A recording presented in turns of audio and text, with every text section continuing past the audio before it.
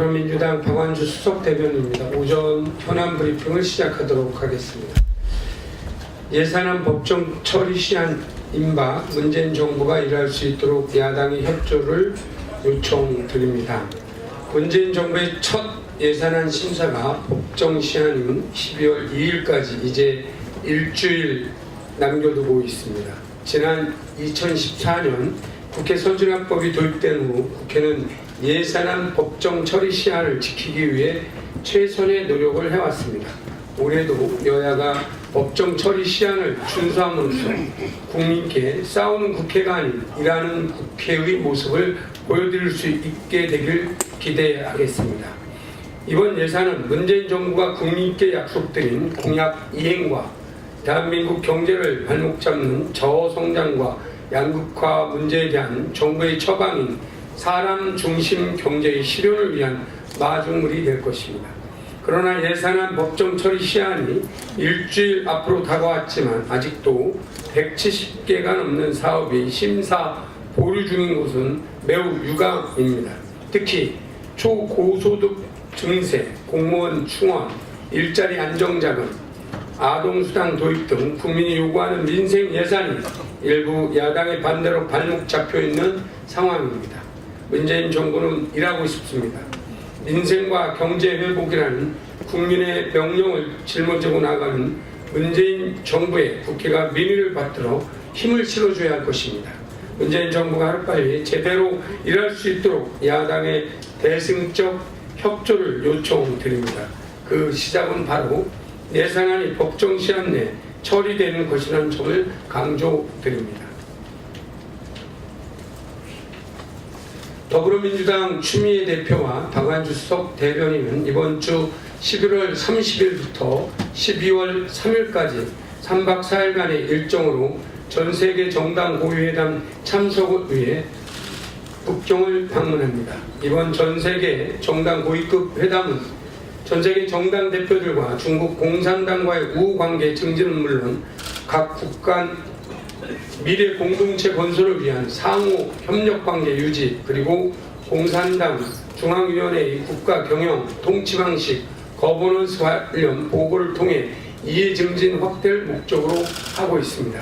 1일차는 중국 세계 한인 민주회의 민주연합 대표와의 오찬과 베이징 동계올림픽 위원장 면담, 그리고 재동포 간담회가 예정되어 있고, 2일차에는 제1차 전체회의가 계획되고 있습니다.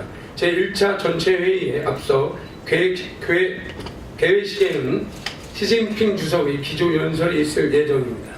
3일차는 19차 대회 고위급 회담, 북경 주재 특파한 오찬, 그리고 주제별 세미나에 이어 마지막 4일차에는 제2차 전체회의에서 추미애 대표의 연설이 예정되어 있다는 말씀을 드리겠습니다. 문재인 대통령 지난 시진핑 주석과의 한중 정상회담에서 한중관계 복원을 천명하고 북핵 문제의 평화적 해결은 물론 사드 갈등을 봉합하는 성과를 낸 바 있습니다. 추미애 대표는 이러한 정부의 대중 외교와 발맞춰 한중관계 개선과 북핵 문제의 평화적 해결을 위해 외교적 뒷받침을 다할 예정입니다. 추미애 대표는 지난주 방미 외교를 통해 집권 여당의 대표로서 오직 국익을 위해 안보와 경제 분야를 중심으로 성공적인 외교 성과를 달성한 바 있습니다. 이번 방중 외교도 오직 국익을 위해 모든 외교적 노력을 다할 것이라는 말씀을 드립니다. 국민 여러분의 많은 관심과 응원을 부탁드리겠습니다. 홍준표 대표 막말이 도가 지나치고 있습니다. 본인을 둘러싼 특활비 의혹부터 해명해야 될 것입니다. 본인을 둘러싼 특활비 의혹을 감추려는 홍준표 대표의 저급한 막말이 도를 지나치고 있습니다. 홍준표 대표는 지난 26일 페이스북 글을 통해 문재인 정부의 경제 정책을 사회주의로 매도하고 김정숙 여사의 외교 활동을 정쟁의 도구로 악용하고 있습니다. 홍준표 대표는 지난 9년 동안 민생 경제를 파탄내고 모든 외교 채널 먹통으로 만든 자유한국당의 대표입니다. 대한민국을 총체적 위기로 빠뜨렸던 집권 여당의 대표로서 일말의 죄책감과 책임감도 없이 국민 전환용 막말 정치를 이어간 모습에 국민은 자유한국당을 향한 마지막 애정마저 상실하고 있습니다. 또한 홍준표 대표는 해당 페이스북 글을 통해 지난 1년간 계속되어 온 비정상이 이제 정상화되었으면 한다고 밝혔습니다. 그러나 비정상의 눈에는 정상이 비정상으로 보일 수밖에 없을 것입니다. 홍준표 대표는 더 이상 막말 정치를 그만두고 본인을 둘러싼 특활비 의혹부터 명쾌하게 해명해야 할 것입니다. 제1야당 대표로서 국민이 납득할 수 있는 정상적인 모습을 보여줄 것을 촉구합니다.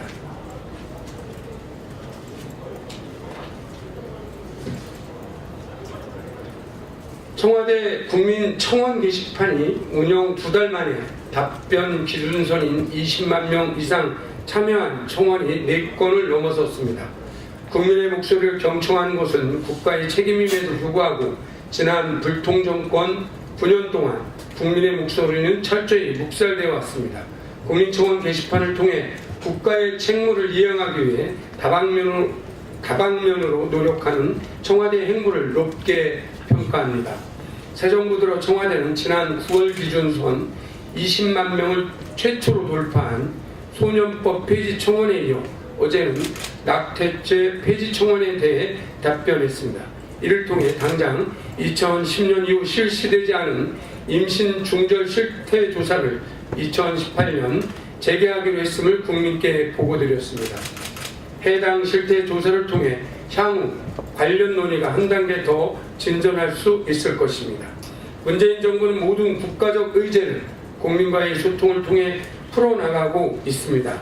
신고리 원전 공론화위원회를 통해 국민적 갈등이 첨예한 탈원전 문제를 가장 민주적 방법으로 매듭 지은 바 있습니다.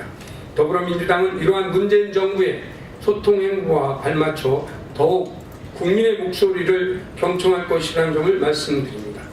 청와대 국민청원 게시판에 논의된 의제들이 바로 민의라는 사실을 잊지 않고 입법부에서도 관련 논의를 이어나갈 것입니다. 입법, 행정, 사법 등 그 어느 분야도 국민 없이는 그 존재 의미는 없습니다. 더불어민주당은 국가의 주인은 국민이라는 원칙을 잊지 않고 더욱 국민 속으로 나가겠다는 약속을 드리겠습니다. 권력을 향한 헌신에 몰두했던 국정원 이제 변화해야 합니다. 소리 없는 헌신이 아닌 권력을 향한 헌신에 몰두했던 국가정보원이 민낯이 점입가경입니다.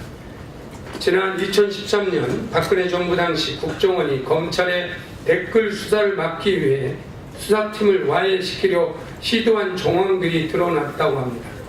당시 국정원이 청와대 민정수석실에 올린 보고서에 따르면 검찰 댓글 특별수사팀의 구성에 심각한 문제가 있다면서 상당수를 교체해야 한다고 건의했고 심지어 일부 검사들의 전력과 출신 지역마저 문제 삼았다고 합니다. 또한 어제 박근혜 정부 시절 국가정보원 댓글 사건 수사와 재판을 방해한 혐의로 국정원 간부 4명과 파견검사 2명이 구속 기소됐습니다. 국가와 국민이 아니가 아닌 철저한 정권의 안위만을 위해 존재했던 국정원의 실체가 하나둘씩 드러날 때마다 국민은 그 존재 이유를 묻지 않을 수 없습니다. 국정원 이번 사태를 계기로 그동안 적폐를 청산하고 권력이 아닌 오직 국가와 국민을 위한 국정원으로 환골 탈퇴해야만 한다는 점을 강조합니다. 더불어민주당과 그리고 국민과 함께 국정원의 변화를 지켜볼 것입니다. 이상.